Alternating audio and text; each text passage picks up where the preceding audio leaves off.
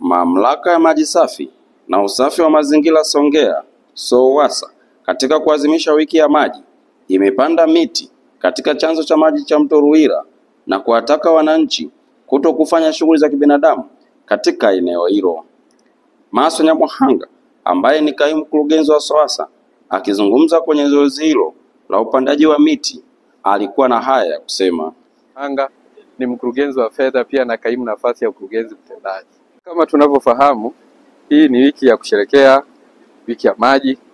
Sisi kama watumishi wa mamlaka ya maji na usafi wa mazingira tumeamua kuienzi hii siku kwa ajili ya kupanda miti katika bonde hili la mto Ruhila.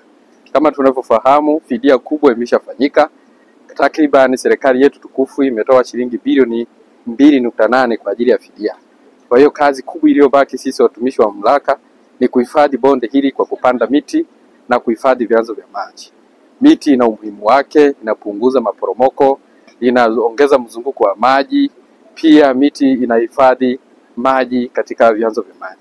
Kwa hiyo tunashukuru sana kwa siku ya leo, kama mnavyoona watumishi wanashiriki na tumeamua kuienzi hii siku kama ilivyo kama kawaida katika wizara yetu ya maji.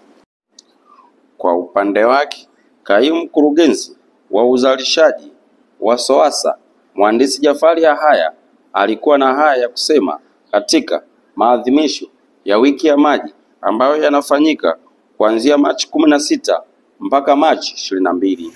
Kaimu mkurugenzi wa usambazaji na usafi wa mazingira. Hapa tupo katika bonde la mto Ruhila. Katika bonde la mto Ruhila ambao ni chanzo cha maji tunachotegemea kulisha katika manispaa yetu ya Songea. Kwa sasa hivi bonde hili linazalisha karibu 70% ya maji yote yanayotumika katika manispaa ya Songea, kwa sababu tuna vyanzo vile vya mtiririko na chanzo cha kusukuma maji ambao maji kutoka katika bonde hili yanatiririka.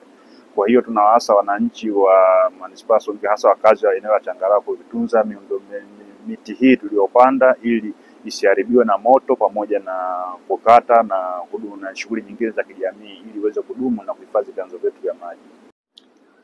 Ikumbukwe kuwa Mamlaka ya Maji Safi na Usafi wa Mazingira Songea SOWASA imeshika nafasi ya pili katika utoaji bora wa huduma za maji safi na usafi wa mazingira kwa mamlaka kubwa ambazo zina wateja zaidi ya 20,000.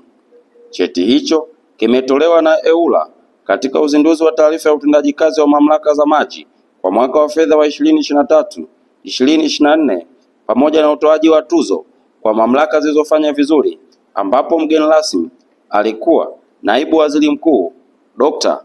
Doto Biteko.